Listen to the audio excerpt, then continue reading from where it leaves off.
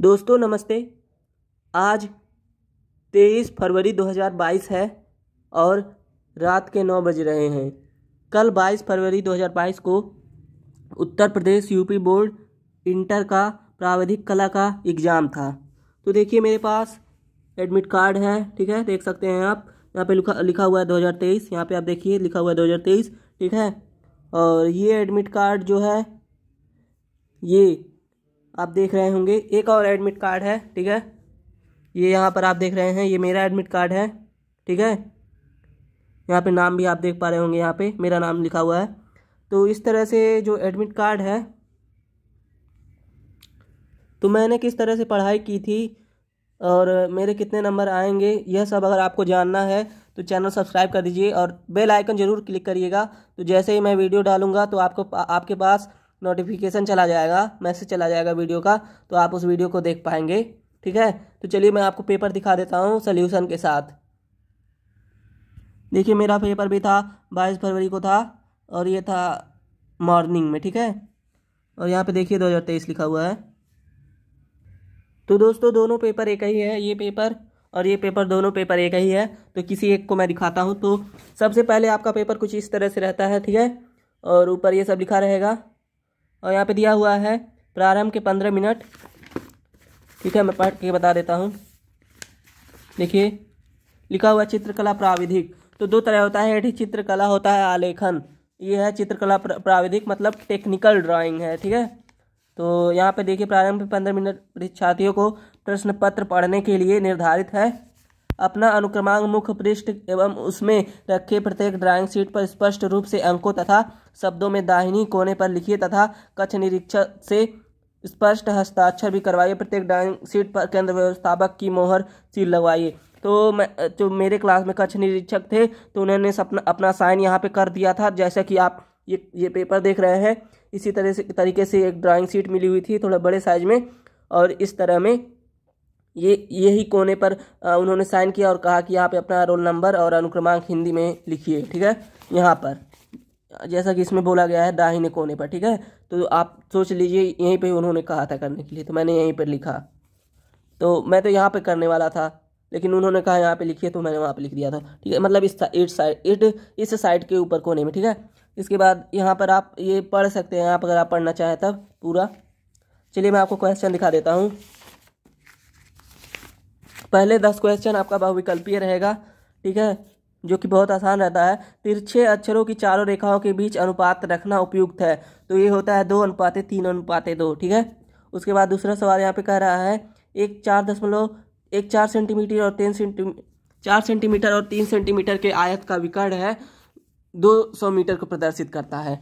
तो हम जानते हैं अगर वो विकर्ण है तो विकर्ण का सूत्र होता है, विकर्ण माने कर्ण, विकर्ण का वर्ग बराबर लंब का वर्ग धन आधार का वर्ग। तो 4 का वर्ग करेंगे और 3 का वर्ग करेंगे तो 16 और 9 बराबर 25 हो जाएगा। विकर्ण का वर्ग बराबर 25 आ गया, विकर्ण बराबर √25, तो 5 आ जाएगा। 5 प्रदर्शित कर रहा है 200 को, तो इसीलिए आ जाएगा। हम जब इसे सॉल्व करेंगे, ये मीटर में है, यहाँ पे सेंटीमीटर में दोनों था, तो हम मीटर को सेंटीमीटर में बदल देंगे। तो यहाँ पे क्या कर देंगे, 2 जीरो और आगे बढ़ा देंगे, तो हो जाएगा 200 × 100। तो 5 से जब हम भाग दे देंगे, तो 5 से जब भाग देंगे तो यहाँ पे 5 चौक 20 हो जाएगा और यहाँ पे 40 हो जाएगा। तो आगे का 2 जीरो और लगा देंगे तो 4000 हो जाएगा। तो यहाँ आंसर आ जाएगा 1/4000। फिर तीसरा सवाल कह रहा है निम्नलिखित में से किस ठोस में वर्गाकार फलक होते हैं। वर्गाकार फलक हमेशा घन में होता है, घन में हमेशा वर्गाकार फलक होता है। एक साधारण ईंट का सम्मुख दृश्य होगा, ये पूछा जा रहा है आपसे। एक साधारण ईंट का सम्मुख दृश्य आयत होगा। एक समान ऊंचाई और लंब रेखा जितनी दूर होती जाएंगी उतनी छोटी होती जाएंगी। दीर्घवृत्त की नाभियों को सदा लिखते हैं N1 और N2। निरूपक भिन्न का अंश और हर किसी इकाई में होना चाहिए, समान इकाई में होना चाहिए। किसी समपंचभुज का अंतः कोण होता है 72 डिग्री होता है। और यहाँ पे डायगोनल की शब्द की रचना करने होती। कुल खानों का अनुपात 38:7।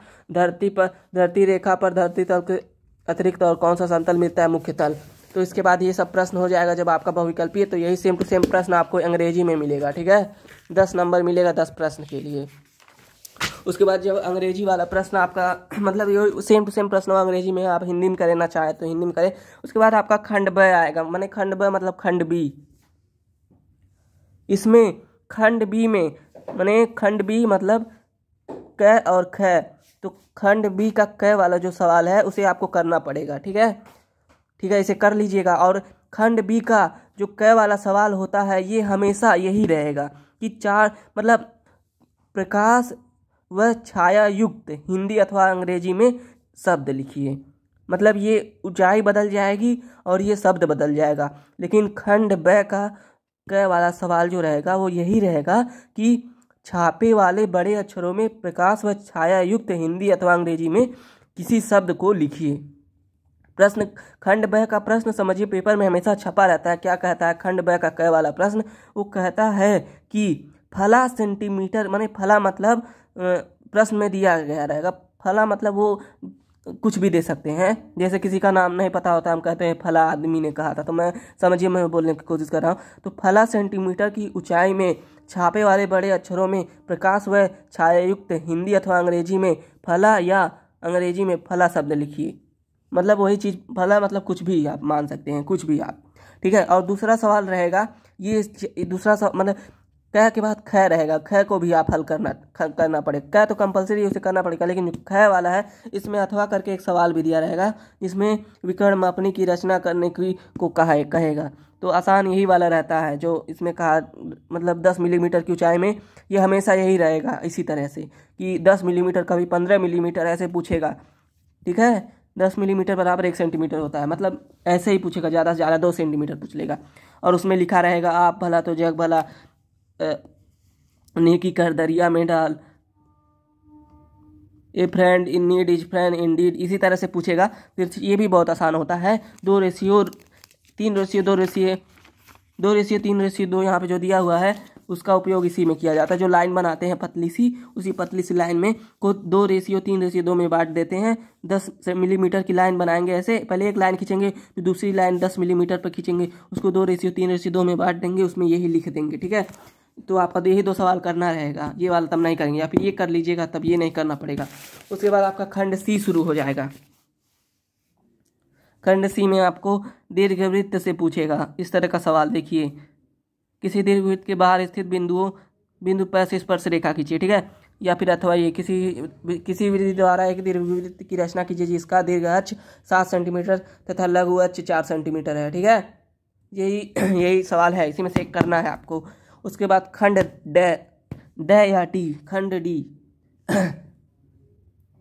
क्षैतिज समतल पर खड़े हुए एक वर्गाकार सूची स्तंभ का अनुच्छेद तथा उच्छेद खींचिए जिसके खंड द में हमेशा अनुविक्षेप और उच्छेद खींचने के लिए आता है। क्षैतिज समतल पर खड़े हुए एक वर्गाकार सूची स्तंभ का अनुच्छेद तथा उच्छेद खींचिए जिसके आधार की एक भुजा 2 सेंटीमीटर, अच्छा 3.5 सेंटीमीटर या रसे दूरी 0.5 सेंटीमीटर हो।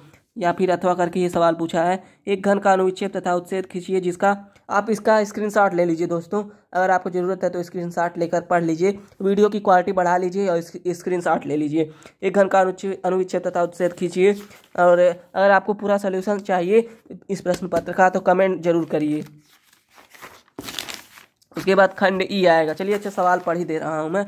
कह रहा है खंड द का दूसरा अथवा करके जो है कि एक घन का अनुविक्षेप तथा उच्छेद खींचिए जिसका एक फलक क्षैतिज समतल से 45 अंश का कोण बनाता है और एक कोण पर टिका है जिसके लंबवत ऊर्ध्वाधर समतल से 30 अंश का कोण बनाते हैं।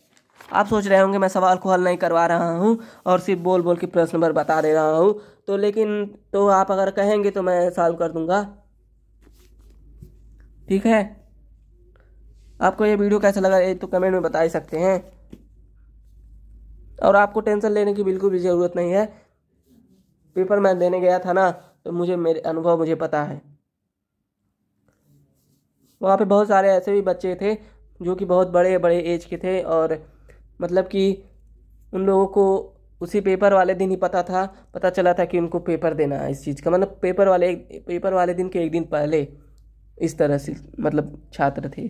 तो आप तो बहुत दिन पहले से तैयारी कर रहे हैं, तो आपकी तैयारी तो अच्छी ही होगी, तो इसीलिए आप हमेशा कॉन्फिडेंस में रहिए। तो खंड ई में देखिए, एक साधारण मेज पर सममित चित्र बनाया जिसकी लंबाई 5 सेंटीमीटर, चौड़ाई 3 सेंटीमीटर तथा ऊंचाई 3.5 सेंटीमीटर है। पाए 0.5 सेंटीमीटर गुणे 0.5 सेंटीमीटर चौड़े तथा मोटे, ऊपरी दंड 0.4 सेंटीमीटर चौड़ी तथा टॉप 0.3 सेंटीमीटर मोटा है।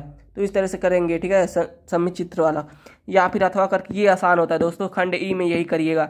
ए से लेकर जेड तक किसी भी अक्षर का पूछ सकता है कि अंग्रेजी के अक्षर ए का सममित चित्र बनाइए। अक्षर की चौड़ाई 5 सेंटीमीटर, ऊंचाई 7 सेंटीमीटर, अक्षर की काट 1 वर्ग सेमी। इसी से ये क्वेश्चन आपका पक्का रहता है। उसके बाद खंड फ आ जाता है। खंड फ से अगर आप टेक्निकल ड्राइंग से हैं तो मैं जो करके आया हूँ, मैं जो बता रहा हूँ वही करिएगा। ये सब चीज़ें जो होती हैं रंग भरने वाली, इसमें रंग भरेंगे। आपका जो ड्राइंग शीट रहेगा, एक ही कॉपी मिलता, एक ही पेज रहता है ड्राइंग शीट वाला, वो फबक जाएगा। तो आप ये करिएगा, ठीक है। स्मृति चित्रण, इसमें कप प्लेट बनाने को आ जाता है, कभी कभी तो आम आ जाता है, कभी बाल्टी आ जाएगा, कभी किताब बनाने को आ जाएगा। मैंने तो देखिए मिट्टी का घड़ा बनाया था, ठीक है दोस्तों, और ये 30 नंबर का रहता है, ठीक है। Thanks for watching.